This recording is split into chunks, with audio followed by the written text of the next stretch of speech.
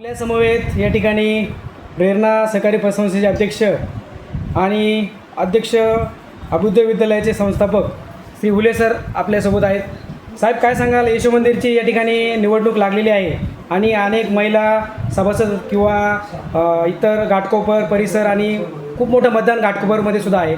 आज कांजूर या ठिकाणी सुद्धा शाखेचं आणि प्रचाराचं ऑफिस या ठिकाणी आमदार महोदयांच्या हस्ते या ठिकाणी उद्घाटन झालेलं आहे। आपण जे काय मतदार आहेत त्यांना काय आव्हान करायला आणि पुढील काय अजेंडा असेल तुमचा साहेब?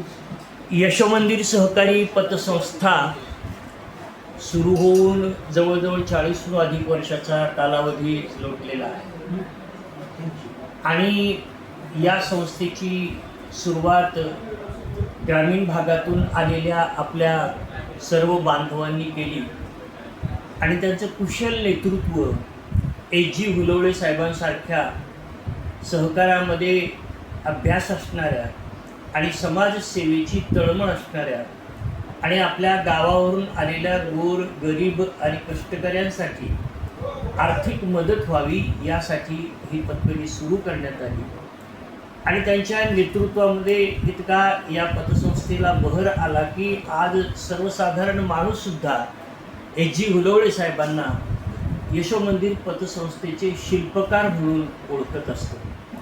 पण एक गोष्ट लक्षात घेतली पाहिजे की एजी हुलवळे साहेबांच्या डोक्यामध्ये कधीही आपल्या लोकांनी दिलेला हा मान सन्मान जो आहे तो डोक्यामध्ये गेला नाही। यशो मंदिर सहकारी पतसंस्था कोणती असं ज्यावेळेस कोणी विचारलं जायचं त्यावेळेस सहज उत्तर दिले जाते, अरे सकाळजी हुलवळे साहेब, एजी हुलवळे साहेब यांची यशो मंदिर सहकारी पतसंस्था। पण एजी हुलवळे साहेब ताडकन त्या माणसाला सांगायचे की नाही, ही कुणाची पतसंस्था नाही, ही यशो मंदिर ही जनतेची आणि सभासदांची पतसंस्था आहे, ही कुणाच्याही एकाच्या मालकीची नाही। आणि तोच धागा ठेवून हुलवळे साहेबांनी शेवटपर्यंत पतसंस्थेचं काम केलं आणि तोच वसा आणि वारसा घेऊन डॉक्टर संकेत हुलवळे हे त्यांचे पुत्र त्यांच्या सर्व सहकार्यांच्या मदतीने आणि आशीर्वादाने या ठिकाणी पतसंस्थेचं काम करत आहे। आज ज्या साहेब आपल्याला जे विमानचिन्ह भेटलेलं आहे ते आता आपल्या जनसेवा पॅनलचं विमानचिन्ह कसं उड्डाण करेल?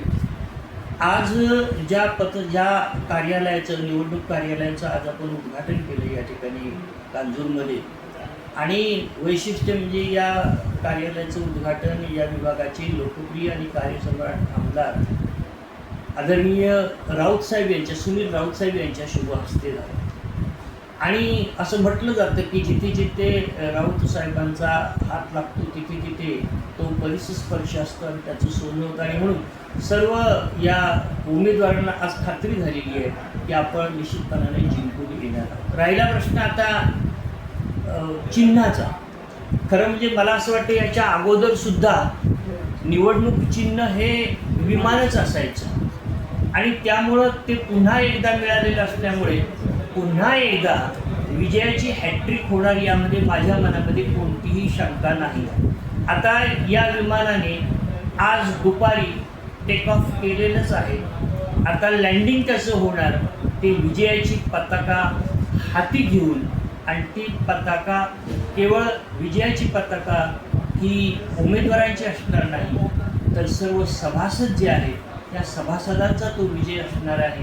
कारण ही निवडणूक पहिल्यांदाच यशो मंदिरची निवडणूक पहिल्यांदाच जनतेने म्हणजे सभासदांनी हातामध्ये घेतलेली आहे आणि ज्यावेळी एखादी निवडणूक सभासद किंवा जनता हातामध्ये घेते त्यावेळी त्या निवडणुकीचा निकाल आपणा सर्वांना माहिती आहे की तो निश्चितपणे यश देऊन जाणारा असतो आणि म्हणून विमान हे चिन्ह आज निश्चितपणाने या जनसेवा पॅनलसाठी फलदायी ठरणार आहे आणि म्हणून सर्व सभासदांना विनंती आहे की आता आपल्याला चिन्ह मिळाले, आता चिंता नाही।